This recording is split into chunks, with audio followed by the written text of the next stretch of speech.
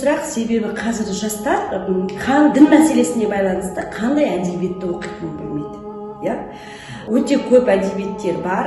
Мысалы, біздің өзіміздің ұлттық ғылым академиясында дін мәселесімен дін институты айналысатын ғалымдар өте көп. Ол Бақытжан Сатишинов деген ағамыз осы дін мәселесіне, Қайрат Затов дегенді мысалы оқуға кеңес беремін. Ол кісілер эксперт ретінде де бізде жұмыс жасайды және өте іргелі, фундаменталды дейді ғой, еңбектер жазып жүрген ғалымдар.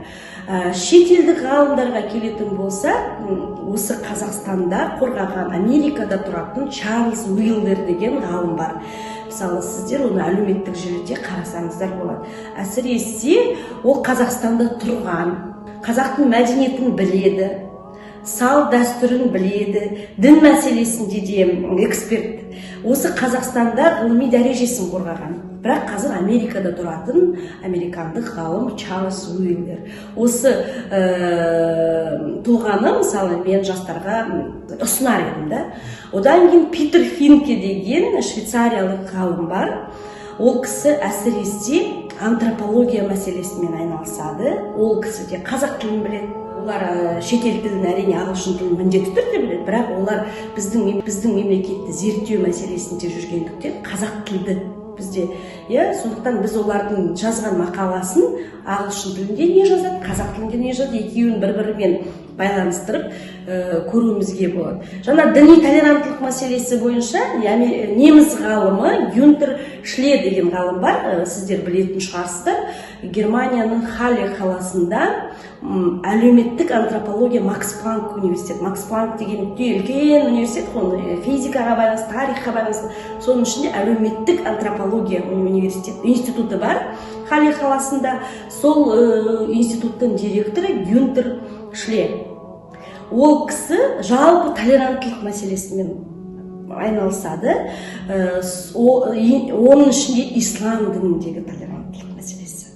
Бізге қажетті болып отырған ислам дініндегі толеранттылық мәселесі.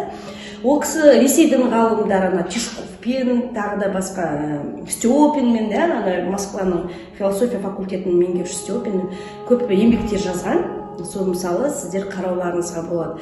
Әрине біз классикалық еңбектерді жоққа шығармаймыз. Ол Эрик Фромның еңбегі, Хайдеггердің еңбегі, оларды да біз жоққа шығара алмаймыз. Мысалы қазақстандық ғалымдар, мысалы классикалық еңбек болып келген Протақ қазақтарды, Орынбековтың еңбегін, сондықтан оқимын деген адамға, сауатын ашамын деген адамға, діни сауаттылықты көбейтемін деген адамдарға, жастар болсын, үлкен болсын, ғылыми еңбектер өте көп. Сондықтан олар және ашық кітапханаларда орналасқан.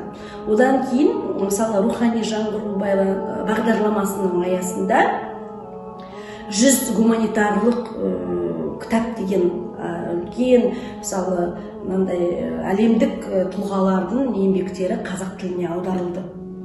Ол еңбектерді де, мысалы, мен жастарға оқуға кеңес беремін. Өте сауатты аударылған, және олардың бәрі, мысалы, тиражы өте көп, жылына әлемнің бірнеше тіліне аударылған кітаптар, сондықтан осыларды да оқыса болады. Нужно будет популяризировать эти книги. Да, әрине, біз оларды айта беруіміз. Және олар тек қана, мысалы, жоғары оқу орнында ғана емес, олар мектеп табалдырығында оқитын, 9-шы, 10-шы, 11-шы класста оқитын балаларға да оқуға кеңес беремін.